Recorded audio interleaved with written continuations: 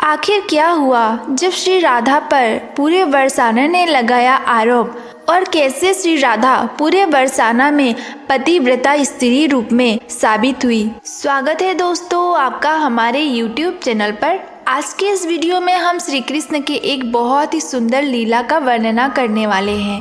Video को शुरू करने से पहले चैनल को सब्सक्राइब करना बिल्कुल ना भूलें। तो चलिए शुरू करते हैं। हमारे प्यारे दोस्तों, बात उस समय की है जब श्री राधा का विवाह अयन नामक एक गोप से हो चुका था। लेकिन श्री राधा वो तो श्री कृष्ण को अपना सब कुछ मानती थी, वो श्री कृष्ण से प्रेम करती थी। श्री राधा और कृष्ण का प्रेम इस संसार में कोई समझ पाए इस काबिल नहीं। विवाह के बाद भी श्री कृष्ण श्री राधा मिल रहे थे, इस वजह से पूरे बरसाने वाले राधा पर आरोप लगाने लगे और उनको कृष्ण कलंकिनी और अपवित्र कहने लगे।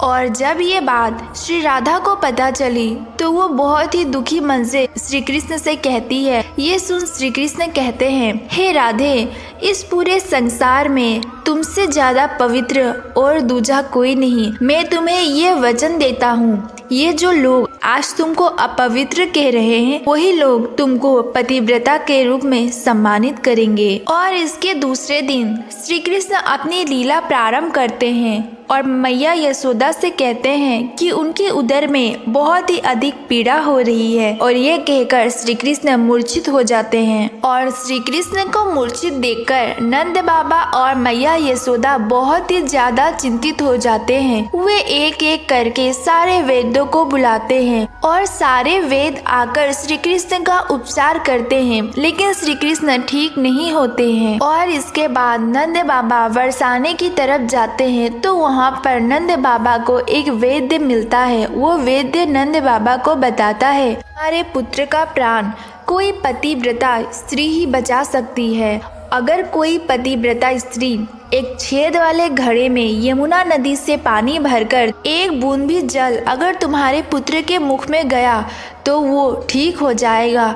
इसके बाद नंद बाबा तुरंत आकर पूरे गांव वालों को ये बात बताते हैं, और उसी वक्त सारी स्त्रियां छेद वाले घड़े को लेकर यमुना नदी में जाती है और पानी भर के लाने का प्रयास करती है, लेकिन सभी असफल हो जाती है। श्री राधा की सास और ननद जटिला कुटिला भी ये प्रयास करती है कि यमुना से वो पानी भरकर लेकर आए, लेकिन छेद वाले घड़े में पानी टिकता ही नहीं है।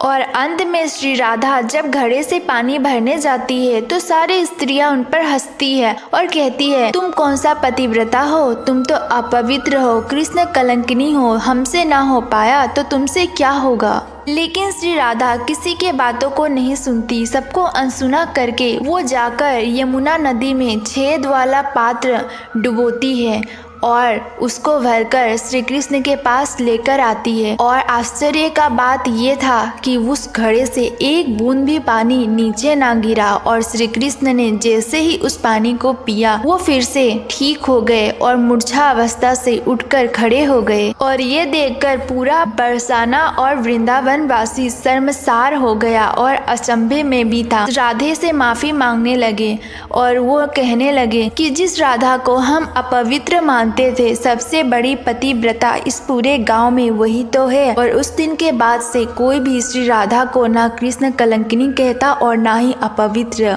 दोस्तों, श्री कृष्ण से जुड़ी ऐसे ही सुंदर कथा और लीलाओं को जानने के लिए चैनल को सब्सक्राइब करें, वीडियो को लाइक करें और कमेंट में जरूर लिखें राधे राधे। मिलते हैं अगले वीडियो में।